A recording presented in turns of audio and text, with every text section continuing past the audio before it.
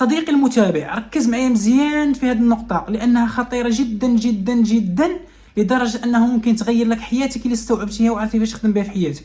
واش عارف بلي أن دماغك كيحتاج الأخطاء باش يتعلم؟ دراسة منشورة في نوروساينس ليترز ورات بلي أن الانتكاس كينشط منطقة في المخ سميتها anterior cingulate cortex. هذه المنطقة مسؤولة عن رصد الأخطاء وبناء حلول جديدة. يعني الطيحة مباشرة كتعلم دماغك هاد الطريقة ما خداماش، بغيت طريقة أقوى، وهذا هو التطور الحقيقي. إذا خصنا نفهموا هاد الطريقة مزيان، وهاد المعلومة راها مهمة بزاف. إلا الإنسان دارها في الوعي ديالو وبقى دايرها بين عينيه كيف ما كنقولوا، غادي تعاونو بزاف، لأنه غادي يولي يشوف الخطأ من واحد الزاوية مختلفة جدا. غيولي يشوف بلي أن الأخطاء واحد العامل مهم في النجاح. ما غاديش تبقى غير يسمع كلام، لا، غادي تولي تشوف الخطأ كأنه دماغك كيحتاج هذا الخطأ باش يتطور. وكما كنقولوا ان فاش كتلقى دراسات علميه كتنشط هذه المنطقه في الدماغ اللي سميتها anterior cingulate cortex، هذه المنطقه شنو المسؤوليه ديالها؟ المسؤوليه ديالها هي كترصد الاخطاء وكتعطي حلول جديده. يعني فاش كتلقى واحد الخطأ معين، يعني كاينه واحد العقبه، يعني اوتوماتيكمون اشنو كيتكتب او لا كتصيفط واحد الرساله ان هذه الطريقه ما خداماش، دونك خاصنا طريقه اقوى. وهذا راه هو اللب والقلب ديال التطور، هو انك تلقى حلول جديده وانك تطور راسك مزيان. اذا باش نلخصوا هذه النقطه هذه، لابد اننا نعتبر الخطا فعلا وليس قولا. انك تعتبر الاخطاء في الحياه هي واحد الجزء اساسي باش تعلم، قصص ومن ناحيه انك تعلم دماغك او لا حتى من ناحيه انك تطور جميع الجوانب. ولكن واحد النقطه مهمه، ما يمكنش الانسان عاوتاني يبقى يعاود نفس الاخطاء، لا.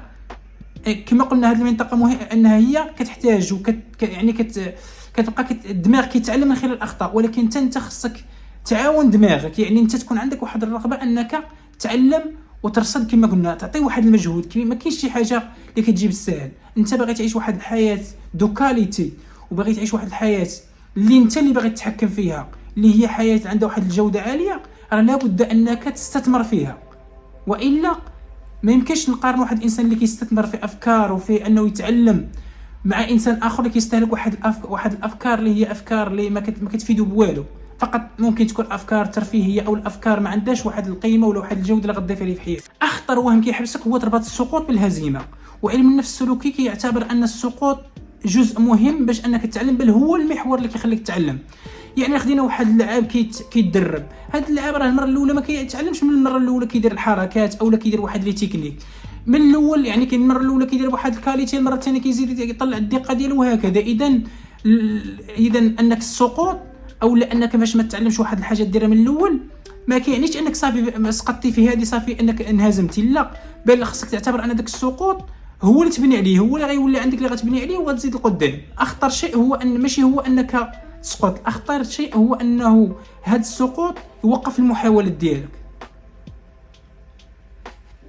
اذا هذه النقطه حتى هي مهمه بزاف، وهي انك كما قلنا تعتبر ان السقوط فقط هو جزء من البروسيس. انك فاش غتسقط هذاك السقوط هو اللي غيخليك تتعلم. هي هذه الهضره ممكن ككلام انها تبان سهله جدا، ولكن نحن نتحدث عن الفعل، الاشياء التي يجب ان نفعلها حتى نكون افضل او نتعلم افضل. اذا هذا السقوط يجب ان نعتبره هو المحرك الاساسي او هو العنصر الاساسي الذي سيعلمنا تلك الاشياء التي نريد ان نصبح نحن ماهرين فيها. الكبيره ما كتربحهاش بانتصار واحد، كتربحها بالاف المحاولات، وكل مره كطيح هي خطوه في الطريق، وكل مره كتنهض كل ما كتقرب النسخه المرعبه منك اللي اكيد ان شاء الله غادي تغلب على اي عاده سيئه او لا اي فشل او لا اي حاجه اللي ممكن تطيحك. اذا الى هنا نصل الى نهايه هذه الحلقه يا صديقي المتابع. الى اللقاء.